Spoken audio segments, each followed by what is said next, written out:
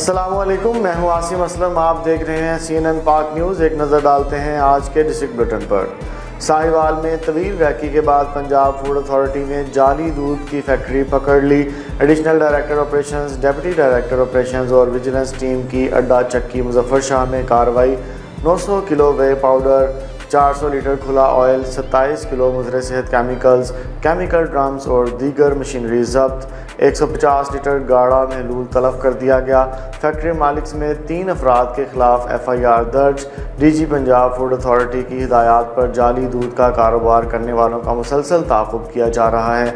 4 दिन की रैकी के बाद विजिलेंस टीमों की इतला पर फूड सेफ्टी टीमों ने एक खुफिया जगह पर कायम जाली दूध की फैक्ट्री पर छापा मारा। 150 लीटर तैयार सफ़ेद महलूल मौका पर तलब कर दिया गया, जिससे तकरीबन 1000 लीटर मसनूई दूध तैयार करके सप्लाई किया जा रहा था। मुलजिमान वे पाउडर, खुले ऑयल और केमिकल्स की मदद से दूध नुमा सफ़ेद जहर तैयार कर रहे थे। मिलावटी मटीरियल से हज़ारों लीटर जाली दूध बनाकर शहर और मुज़ाफ़ात में सप्लाई किया जाना था। DG food authority Mohammad Asim Javed का कहना था कि जाली दूध माफिया इंसानियत का दुश्मन है, जिसका खात्मा इंतहाई नागुज़ीर है। मेरे दोस्तों, ये सब मानते हैं जमात इस्लामी दीनी जमात है, नजरियाती जमात है। हम कफर को, हम दिलों को फाड़ने, हम इंतहा पसंदी, हम शिद्दत और अपने मसलक की बुनियाद पे लोगों की तज़हीक और लोगों को दायरे इस्लाम से रहनुमा है। अल्लाह के प्यारे रसूल अलैहिस्सलाम के महबूब पैगंबर हैं। और मैं आपसे अर्ज करना चाहता हूं कि जमात इस्लामी जो इनकलाब बर्पा करना चाहती है, पाकिस्तान की सरजमीन पे जो तब्दीली लाना चाहती है और इस जुल्म और इस्तेसाल के ऊपर मबनी निजाम का खात्मा करके यहाँ जिस मुबारक निजाम को हम कायम करना चाहते हैं।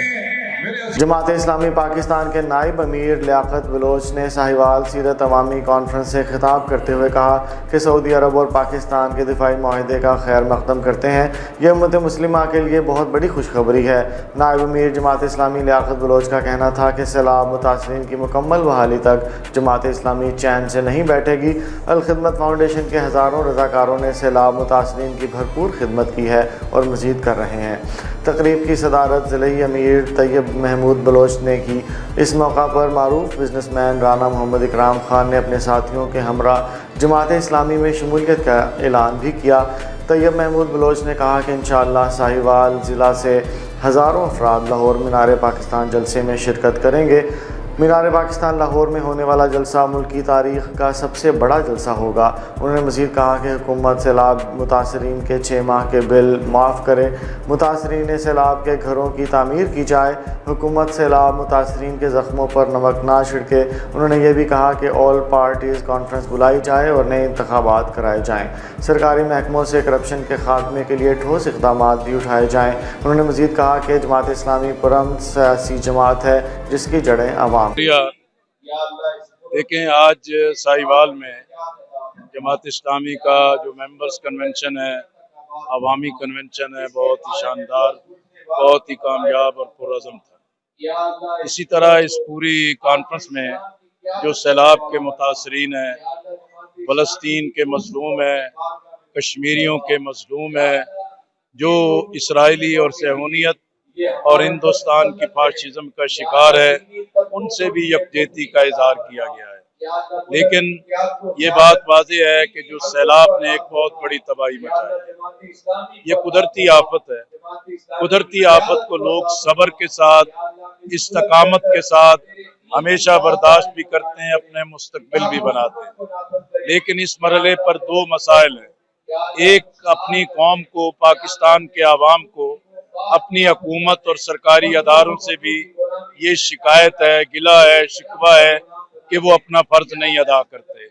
इसी तरीके से जो भारत है, हिंदुस्तान है, उसको मार्का हक में जिस जिल्लत का सामना करना पड़ा है, और मोदी जिसकी सियासत दम तोड़ रही है, मोदी जो कि अपनी सियासत के अंजाम से दो चार हो रहा है, उसने अपने जाते जाते पाकिस्तान पर आबी दहशत गर्दी की।